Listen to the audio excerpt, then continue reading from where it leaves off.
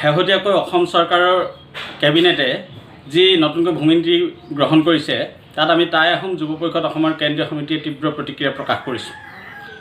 অসম চৰকাৰৰ কেবিনেটে যি সিদ্ধান্ত গ্ৰহণ কৰিছে এই নতুন ভূমি নীতি ই অসমৰ খিলঞ্জীয়া বিৰোধী, অসমৰ সৰ্বসাধাৰণ ৰাইজৰ বিৰোধী। খাটি খোৱা শ্ৰমজীৱী উপান্ত কৃষক আজি যি মুহূৰ্তত ঘৰতে আলহী হ'বলগীয়া ব্যৱস্থা হৈছে, সেই মুহূৰ্তত সৰ্বানন্দ সোণোৱাল নেতৃত্বাধীন চৰকাৰখনৰ কেবিনেটে যি সিদ্ধান্ত গ্ৰহণ কৰিছে, যি নতুনকৈ ভূমি নীতি, এই ভূমি নীতিত বিশেষভাৱে আমি এটা কথা লক্ষ্য কৰিছোঁ, তাত ক্ষুদ্ৰ উদ্যোগ গঢ়ি তোলাৰ ক্ষেত্ৰত বা উদ্যোগ স্থাপনৰ ক্ষেত্ৰত বিশেষ কোনো অনুমোদনৰ প্ৰয়োজন নাই। অসম এখন অনুন্নত ৰাজ্য, এই কৃষিপ্ৰধান ৰাজ্যখনত বিশেষভাৱে যি ধৰণে উন্নত ভূমি নীতি প্ৰয়োগ কৰাৰ প্ৰয়োজন আছিল, সেই ক্ষেত্ৰত তেওঁলোকে সেই ভূমি নীতি প্ৰয়োগ নকৰি গুজৰাটৰ দৰে মডেল গ্ৰহণ কৰি তেওঁলোকে অসমত ভূমি নীতি যি ৰূপায়ণ কৰিছে তাত আমি তীব্ৰ প্ৰতিক্ৰিয়া প্ৰকাশ কৰিছোঁ। গুজৰাট এখন উন্নত ৰাজ্য, তাৰ ভূমি নীতি আৰু অসমৰ ভূমি নীতিৰ মাজত নিশ্চয় তফাৎ থকাটো প্ৰয়োজন।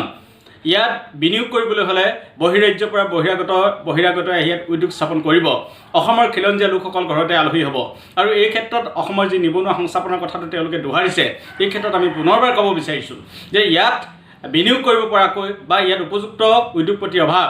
সেয়েহে আমি দেখিছোঁ যে এই ভূমি নীতিৰ যোগেদি বহিৰাগত এক শ্ৰেণীৰ মানুহে লাভৱান হ'ব, অসমৰ খাটি খোৱা শ্ৰমজীৱী উপান্ত কৃষক সদায় ঘৰতে আলহী হ'ব।